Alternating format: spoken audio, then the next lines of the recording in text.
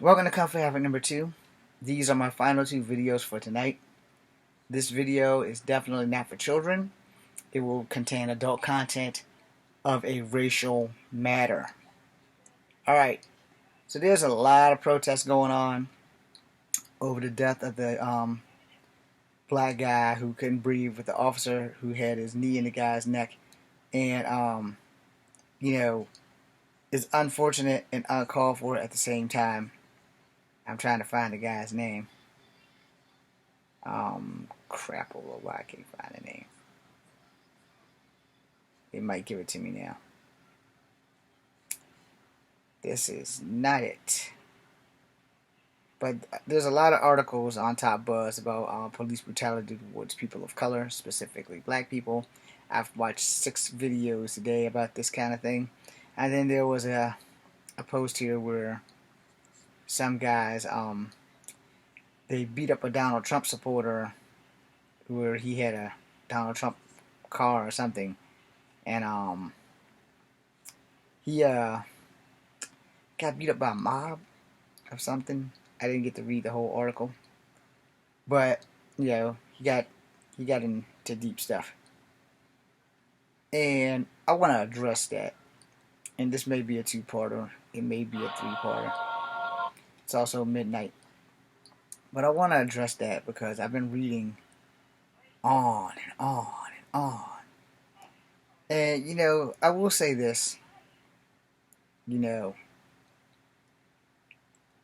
A lot of the things, okay, his name is George Floyd, because there's a picture of Colin Kaepernick on his knees next to the cop doing the same thing. So let me get rid of the Facebook bubble. So I want to talk about this real quick, and I don't want to talk about it real quick in an untimely or disrespectful manner. And I want to tell y'all, the racist comments that I've been reading on these articles is out of this world. And then the fact that there's another incident, where I watched another video where there's a black cop beating on a young black kid, and other cops beating on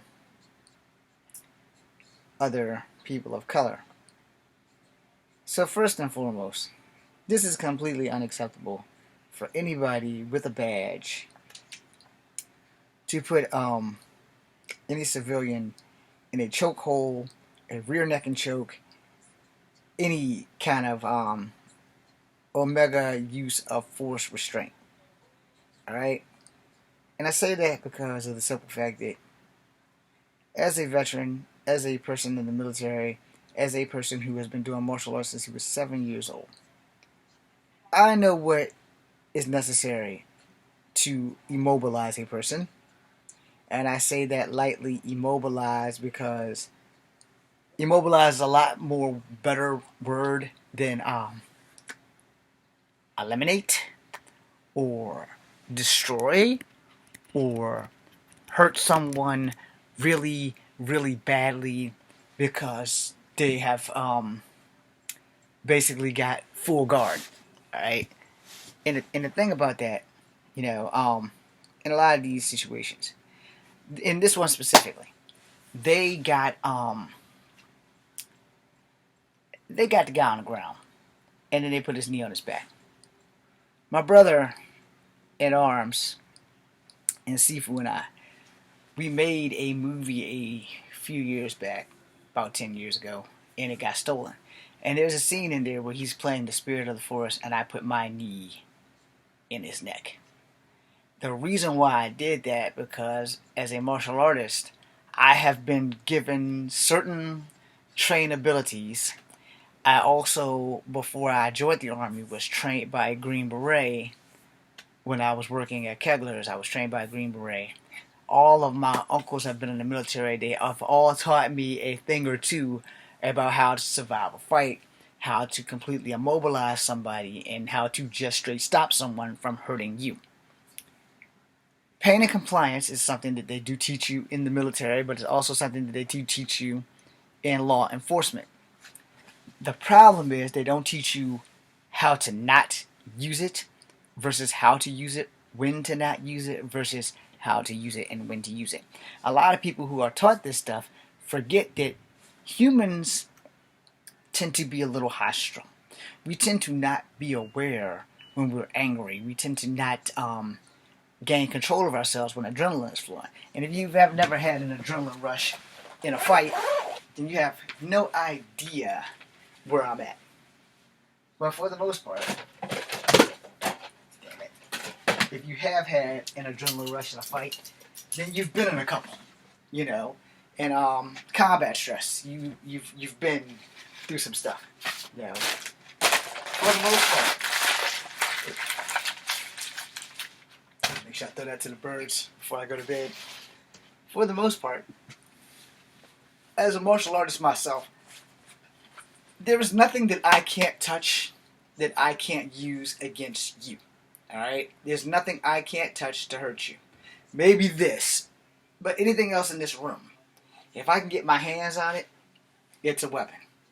I know you see a cloth. It's a bandana of Old Glory here. In the right hands, please don't try this at home. This knot just made this a lethal weapon.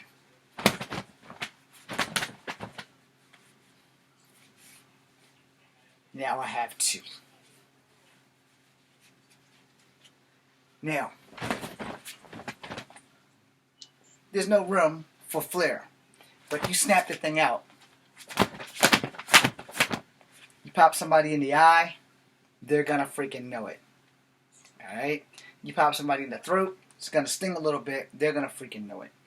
As a martial artist, I have been told by lots of people because I'm so small at 5'3.5" that I can't beat them because I'm 5'3.5". Sadly, my retort, which I do not support for children, but if you're a grown man and you're coming at me to hurt me, I'm going to hurt you before you hurt me. But my retort is generally the same thing that I tell everybody else. I don't have to beat you to kill you. You know, I know what I'm doing. I know what my skills are capable of, regardless of a black belt. I've beaten black belts. So either I'm really good or they suck. Alright? It's really that simple. But here's the difference maker. When I learned martial arts, it was because I lived in a bad neighborhood. I had to use my martial arts. Most people go to a dojo, they learn kicks and punches. And they learn martial arts and they gain belts and they break a board and they break a block. But when it comes to a fight on the streets, things don't work out like they do in the dojo. The dojo teaches you calm and control with power, responsibility. It teaches Spider-Man lore. Real life teaches you what you need to do and when you need to do it. And how good you are in real life has nothing to do with that belt that's holding up your pants. Either you're going to be a good fighter or you're not. Or you're going to be a mediocre fighter. Or you're going to be good enough to hold your own against most people, which is what most of us strive for. Then you got these people who just want to be aces and think that they can beat the shit out of everybody. Those people should never be learning martial arts. However, sometimes I feel like I might fall into that category. But I have the one thing that most of them don't have. I have honor and I have control. I know when to fight and when not to fight. And it's not like I have a sixth sense. It's just that some fights really just ain't worth fighting. However, when my back's against the wall and I don't have a choice and you're not going to let me go home because you want this ass whooping, then I'm going to comply. I'm going to give you this ass whooping because I'm sure as hell not going to let you beat me. Now, in this situation where this young man had the officer's knee on his neck, I was taught that as a kid. I don't think that it's police procedure because I was not taught that by a cop. I was taught that by military personnel. When I joined the military, when I was in Bravo, we took Taekwondo. When I was in Delta, we did BJJ. I suck at BJJ. But I'm a stand-up fighter. I'm not a ground and pounder. My ground game ain't shit. So I have one rule. I'm not letting you get me down. Come hella high water. I'm going to be honest. I'm not letting you get me down. This man complied. He sat there and told the officer he couldn't breathe. Officers need to take that shit seriously. They didn't take it seriously with the big guy, and they had him in a rear neck and choke. Which again, not procedure. A rear neck and choke is an MMA move, but initially it's more of a wrestling move more than an MMA move.